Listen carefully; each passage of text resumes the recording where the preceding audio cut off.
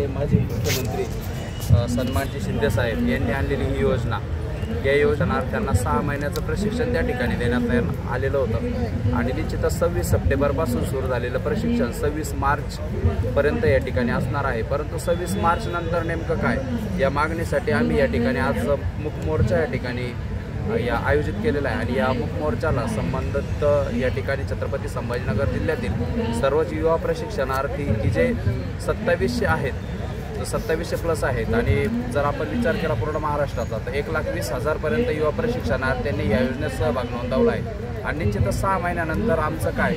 हा एकच मनात असणारा प्रश्न घेऊन या ठिकाणी प्रत्येक जिल्ह्यात या ठिकाणी हा प्रश्न सरकारला विचारला जातो आणि निश्चितच अधिवेशन आता सध्या सरकारचं सुरू असणार आहे आणि या अधिवेशनात 100% सर्वांना खात्री आहे की आमचं त्या ठिकाणी हा जो कालावधी आहे योजनेचा तो निश्चितपणे 100% वाढवण्यात येणार आहे असं या ठिकाणी सर्वांना वाटतंय। परंतु कुठेतरी सरकारला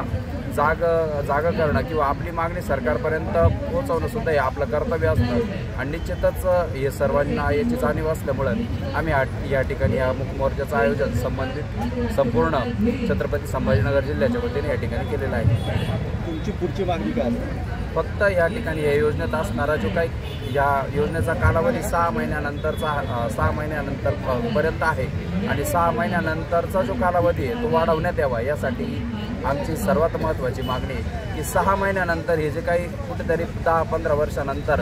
काही युवांना रोजगार त्या ठिकाणी मिळालेला आहे। अगदी पात्रता असताना DED असेल, BEd असेल आणि त्या आस्थापनांमध्ये ज्या काही पात्रता आहे त्या सर्व पात्रता असताना सुद्धा कुठेतरी सरकारकडून एक अपेक्षा आहे प्रत्येक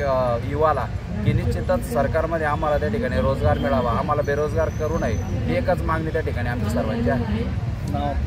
प्रशांत सुखदेव निक्कम, मुक्काम पोस्ट वाकला, तालुका वैजापूर, जिल्हा छत्रपती संभाजीनगर आणि ज्या आस्थापनेत काम करतोय जिल्हा परिषद प्राथमिक शाळा निक्कम वस्ती केंद्र लोणी खुर्द, तालुका वैजापूर, जिल्हा छत्रपती संभाजीनगर।